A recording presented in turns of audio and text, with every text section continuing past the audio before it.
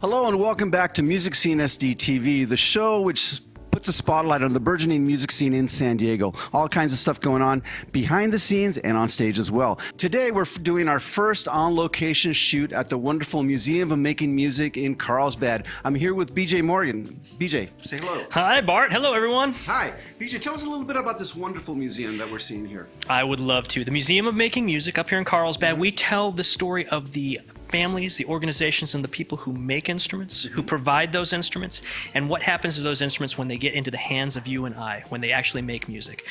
It's wonderful, wonderful. Now, this museum has recently been revamped, right? So what are some of the changes that you brought to it? Exactly. We went through a massive renovation in 2020.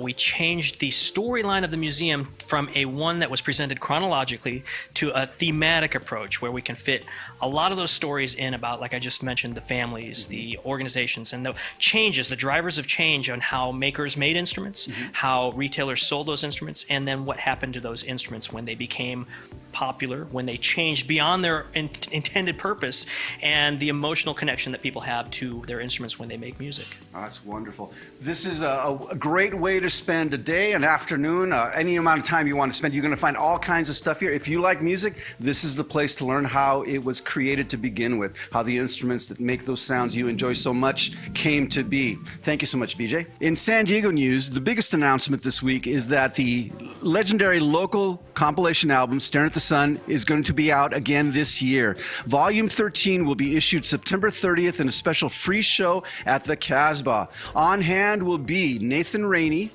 Evening's Empire, and special guest host Harry Scary Spice of the Spice Pistols. Now that's just part of the fun that's going to be there. Free admission, and you get a free copy of the album Staring at the Sun. It's a 6-panel, 2-CD disc with 47 tracks, including everybody from Mojo Nixon to the Mittens, from the Sleepwalkers to Wayne Riker, from Patrick Yandel to the Spice Pistols, from Manual Scan to Pony Death Ride. It's got a little bit of music for everyone's taste. Making this album extra collectible, there's two things that are kind of nifty here. First of all, the cover art is by none other than Scott Shaw, best known for his work on The Flintstones and The Simpsons. It's an incredible piece of artwork with the animals at the zoo performing a concert in Wedgeforth Bowl. Never really happened, but the picture's amazing. That's wonderful. And the other thing that makes this album ultra collectible, and again, the album's free, is that Pete Best of the Beatles makes an appearance performing on the song Glass of Wine with Falling Doves, Chris Lava's band. So right there, 47 bands from San Diego, guest appearance from Pete Best, free album, free show at the Casbah. Can't miss it. September 30th, 8 p.m. See you there.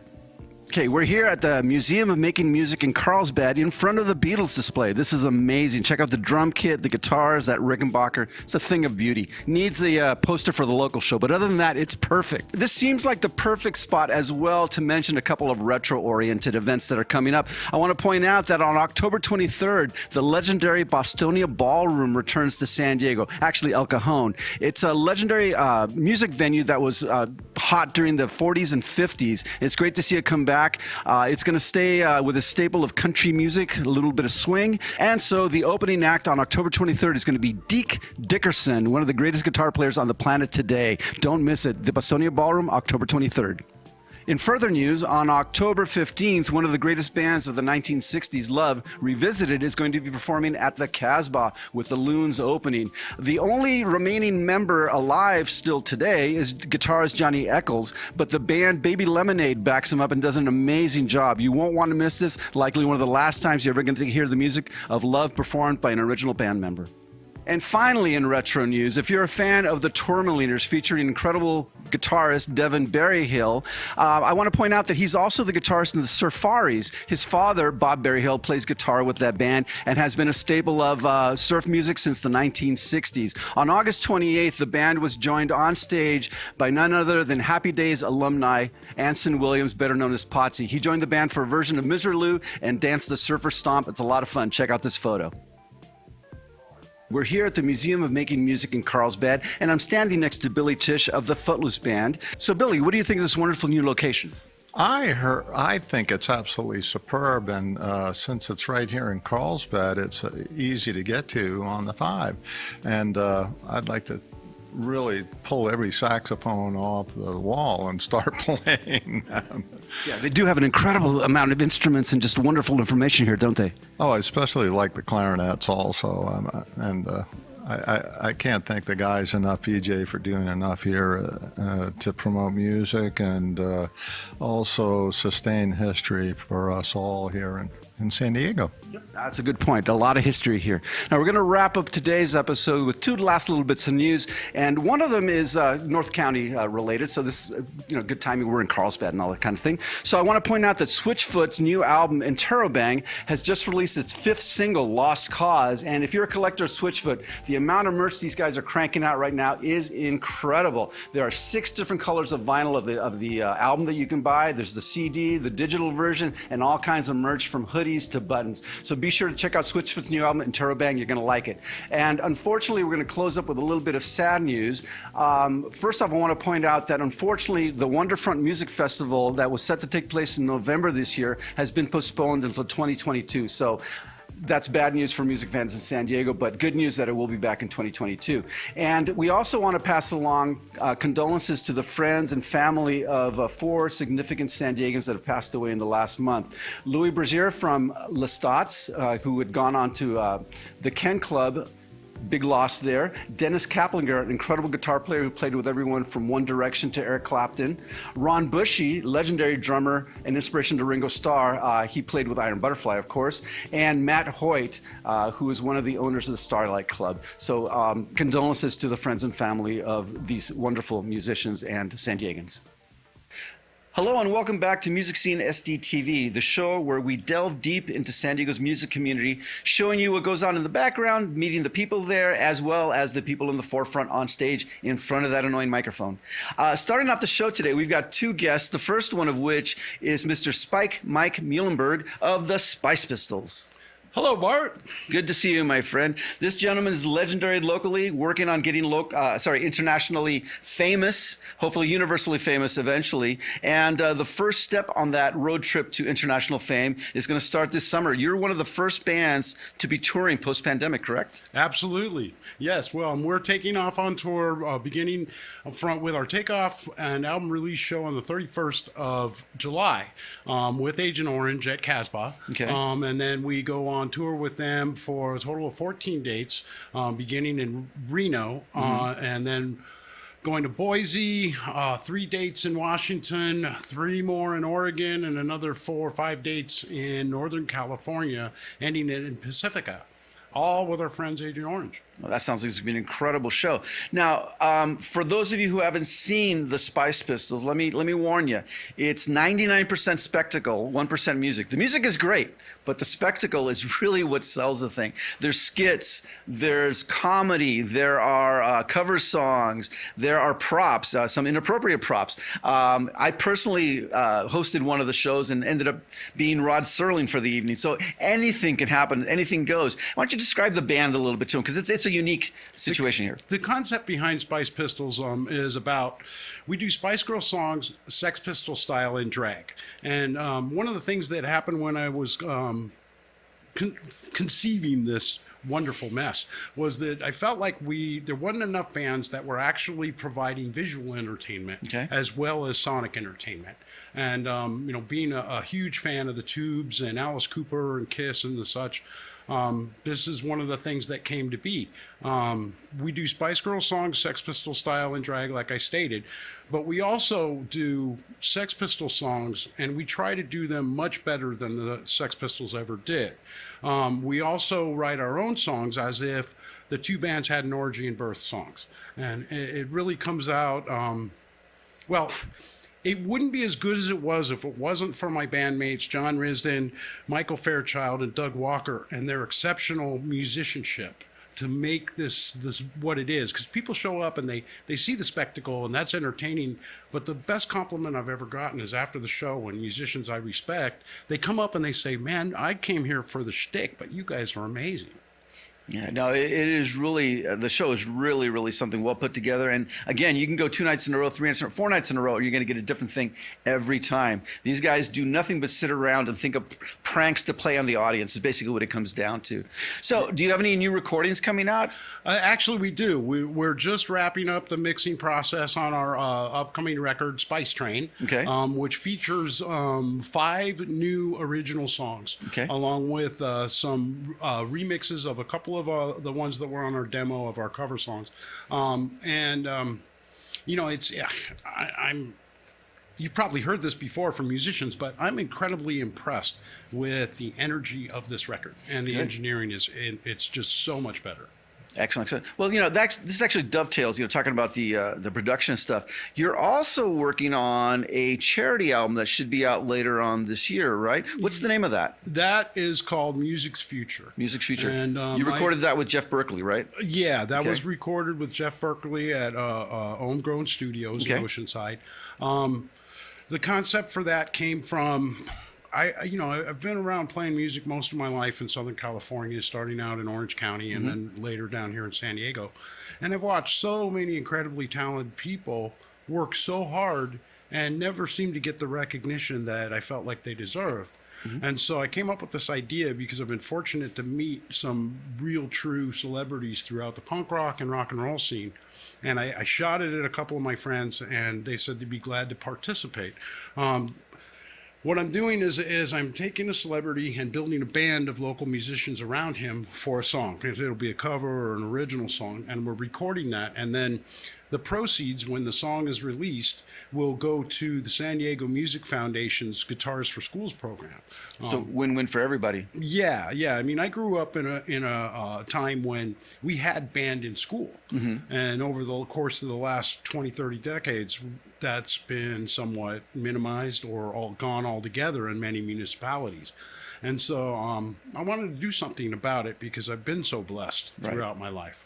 Well, the San Diego Music Foundation's Guitars for Schools program is wonderful, and that actually is what the funds raised by the San Diego Music Awards go to. So it's a very, very good thing. So, well, thank you, Spike. I really appreciate that. That's wonderful that you're doing that for the local community. We all owe you a spot of thanks for that. Cheers, man. So right now we're going to bring up guest number 2 for today's show, and that would be Billy Tisch, multi-instrumentalist, all-around nice guy. I've played with him in True Stories. Have a seat over here, sir. I've seen him around town a million times. And I'm sure most of you have heard him as well in different capacities. So how are you doing today, Billy? Good. Thank you, Bart. It's a pleasure to be here on the San Diego scene. Well, thank you. Now, this is one of the interesting things to me. Most of the people that we've had be guests on the show so far are frontmen or frontwomen, and or they're the lead player, stuff like that. You yourself like to play the side part in a band. Why is that? I do, and it's because there's so many talented musicians here in San Diego that I really can't top any of their work. I can just add to it like icing on the cake. And for me, that's really the pleasure of being able to play, is to extend my capabilities and blend those with the great front people here in San Diego.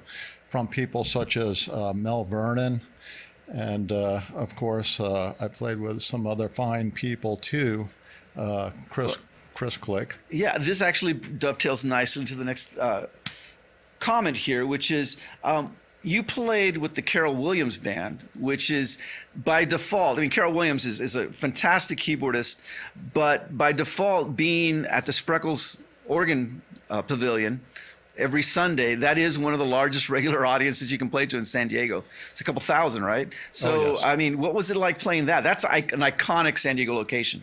Well, that was absolutely superb. Carol is such a fantastic musician, coordinator, and director, and her capabilities far surpass most people that I've ever had the pleasure of not only playing with but meeting. But to be here in San Diego and to enjoy the Spreckles organ and blend with the Spreckles organ was the most exciting part of playing with Carol. It's got to feel great. Let me ask you, I mean, why did you choose to play, saxophone and flute as opposed to guitar, drums, bass, the easy stuff? When I was little, I had the great pleasure of being instructed in school by Bill Wagner, who played with the big bands. Mm-hmm.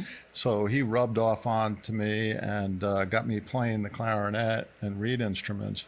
And from then on, I just kept on going. And it seems like a very unique instrument to play, mm-hmm. Where I have the enjoyment of adding icing on the cake, so to speak. I think I already said that, but everybody likes icing on cake. Yeah. It's all good.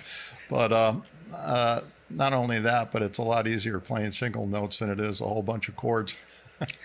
Now, you're going to be playing today with the Footloose Band, right? Yes. Tell me a little bit about them. Oh, the Footloose Band is really great. Rick Terrestrial on drums today. He started the band way back in the early surfing days here in San Diego. He's a great surfer himself. He's been a mentor of mine for many years.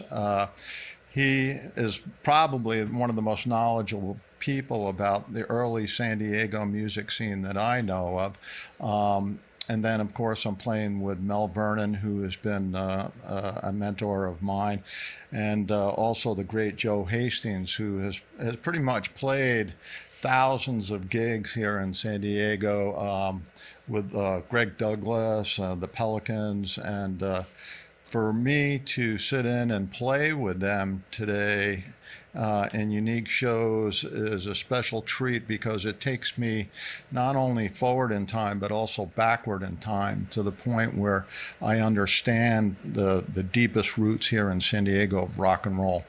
Very cool. Now, we're coming out of the pandemic here. Hopefully everything's going to be great on June 15th. It's going to reopen the concert scene again. What are you looking forward to the most? I'm looking forward to getting out there and having the people of San Diego enjoy our music.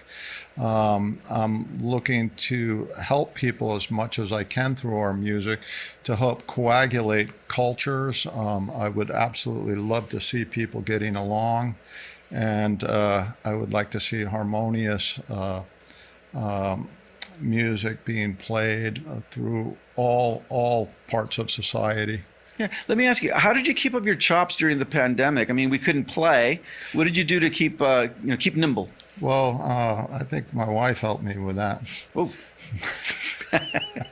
My wife, Eileen, who's been really super and supporting me throughout all these years. And I've kept practicing and certainly been able to play a little bit acoustically at Balboa Park, which I enjoy very much. Right, that's great, Billy. What have you got coming up over the next year?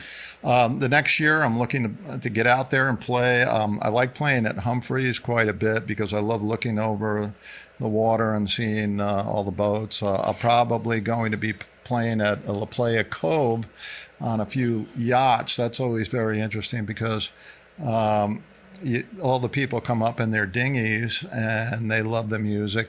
I'll be playing with Paul Hartley, Mark Lopez. Hopefully I'll be playing with Chris Click again. Carol is probably coming back to San Diego to do a reunion show. Of course, the great Raul is playing right now. He's the civic organist at the Spreckles Organ Pavilion, and he is immense. And then certainly look forward to playing with True Stories. Hopefully they'll be back soon. Yes. Yes. One of my favorite bands. So, all right, Billy, thank you so much. We're going to have the Footloose Band up to do a song in just a moment. Hello and welcome to the latest edition of Cool Stuff, part of MusicSceneSD TV's entertainment program here. So this edition, we're going to point out a wonderful new reissue called Southside Johnny with La Bamba's Big Band, Grapefruit Moon, The Songs of Tom Waite Revisited. This is a brand new reissue. It's got a bonus track on it, recorded live at the Nokia Theater, and it's a great collection of Tom Waite songs recast as big band songs. Phenomenal. Hey, isn't Tom Waits actually from San Diego? Yeah, he is actually. Tom Waits got his start here, very famously, working at a pizza parlor in National City, as a matter of fact. However, he's come a long way since then, and this album is just the culmination of basically decades in music. But again, this is a recast version, so Tom Waits songs done big band style by La Bamba's big band. La Bamba, you may recall, being a key member of Conan O'Brien's band. So be sure to pick this up. It's a worthy listen. It's got one more song on it than the original version did, and well worth adding to your collection. Cheers. Hello and welcome back to Music Scene SD TV, where we try to explore San Diego's music community in depth. Right now, we're going to have a performance from Billy Tisch, who's the most recent guest, who will be performing Going to the Islands with his band, the Footloose Band. Thank you. Take it away, guys.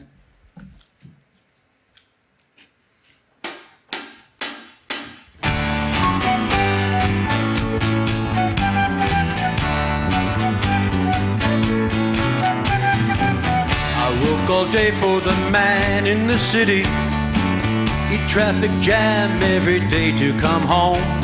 I had my fill of this town with no pity. There's lots of people, but I'm still alone. I wanna go to the islands, leaving for the islands today. I wanna go to the islands, going to the islands.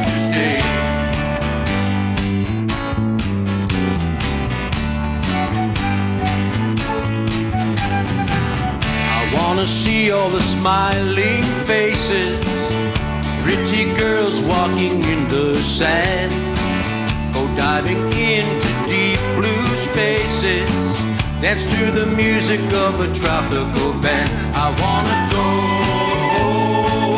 to the islands, leaving for the islands today. I wanna go to the islands, going to the islands.